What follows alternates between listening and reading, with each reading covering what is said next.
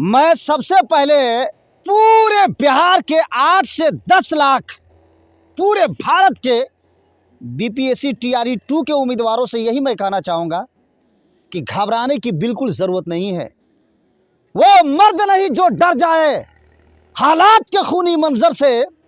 उस दौर में जीना लाजिम है जिस दौर में जीना मुश्किल हो। नीतीश कुमार जी और अतुल प्रसाद जी, आप इस बिहार को किस दिशा में ले जाना चाहते हैं आप? बाप रे बाप, भारत की संस्कृति है हिंदी, हमारी आन बान शान है हिंदी और हमारी जबान है हिंदी। हम एक हिंदुस्तानी होने के नाते आपने जो अर्हता यानी क्वालिफाइंग पेपर को हटा करके जो 8 से 10 लाख पूरे भारत के बीपीएससी उम्मीदवारों के साथ में जो आपने खेल खेला है, वो कभी भी बीपीएससी उम्मीदवार आपको माफ नहीं करेंगे। और ये कान खोल करके समझ लीजिए, आपसे लड़ाई आमना और सामना की है। सरकार के उठने और गिरने पे हमारा मुद्दा कोई कमजोर होने वाला नहीं है। और आप लोगों की तरह दलाल मीडिया गिर गई है तो उठ गई है, तो सो गई है तो बैठ गई। क्या हो गया भाई? सरकार गिर गई है तो क्या अब इंसाफ भी गिर गया क्या? अब न्याय नहीं मिलेगा क्या? न्याय का दरवाजा और इंसाफ का दरवाजा न कल बंद हुआ था, न आज बंद हुआ है और न कल बंद होगा। ये कान खोल कर सुनिए, आप दलाली मत कीजिए। आप लोग, सरकार गिर गई है, क्या हो गया? सरकार गिर गई है तो पूरे भारत के जितने भी 8 से 10 लाख बीपीएससी टीआरई 2 उम्मीदवार ने कहीं नहीं, इस सरकार से उम्मीद नहीं थी। इस सरकार से नीतीश कुमार, पर्सनली मैं उनको बोल रहा हूं, नीतीश कुमार और अल्पसंख्यक से लेकर के बीपीएससी आयोग के अध्यक्ष अतुल प्रसाद जी से कभी उम्मीद नहीं रही है उम्मीदवारों को। पल पल, घंटे घंटे इनका ट्वीट, घंटे घंटे इनका नोटिफिकेशन, ये वो फलां ठिकाने, इस पर कोई उम्मीद नहीं रही है।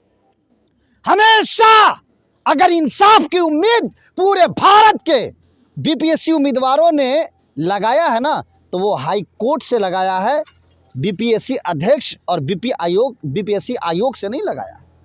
और आप बोलते सरकार गिर गई, तो क्या हो गया भाई? 100 का 100% 8 से 10 लाख बीपीएससी उम्मीदवारों को हाई कोर्ट से इंसाफ मिलेगा।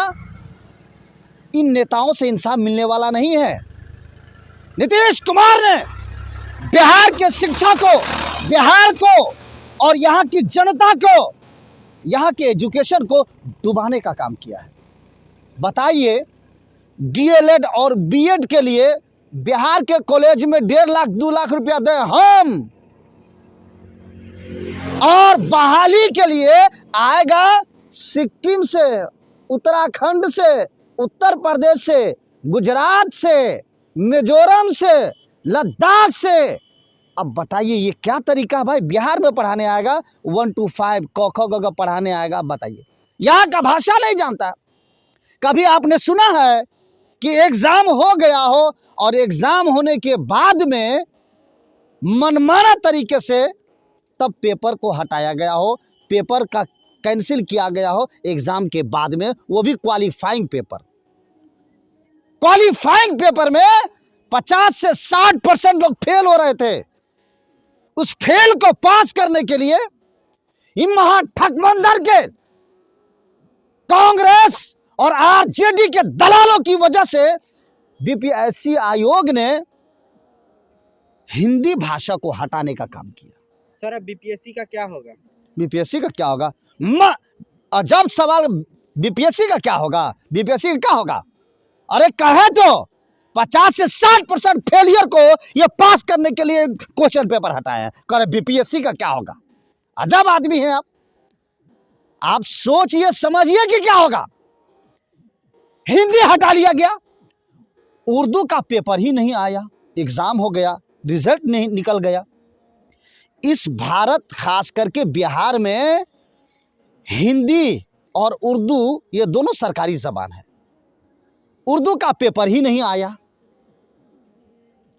हिंदी भाषा को हटा दिया गया। भाई कौन सा भाषा आप लाना चाहते हैं? आप आप बताइए, इस बिहार में और भी कोई भाषा लाना चाहते हैं क्या?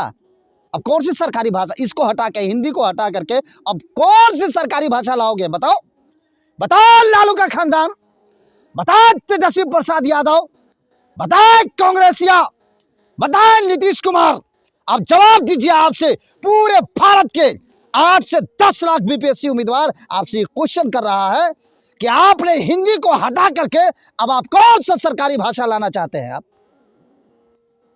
8 से 10 दिन के अंदर अंदर हाई कोर्ट में सुनवाई पक्की हो चुकी है और पूरे भारत के, खासकर बिहार के बीपीएससी उम्मीदवार हाई कोर्ट की तरफ इंसाफ की नजर से देख रहे हैं और हाई कोर्ट से इंसाफ मिलेगा।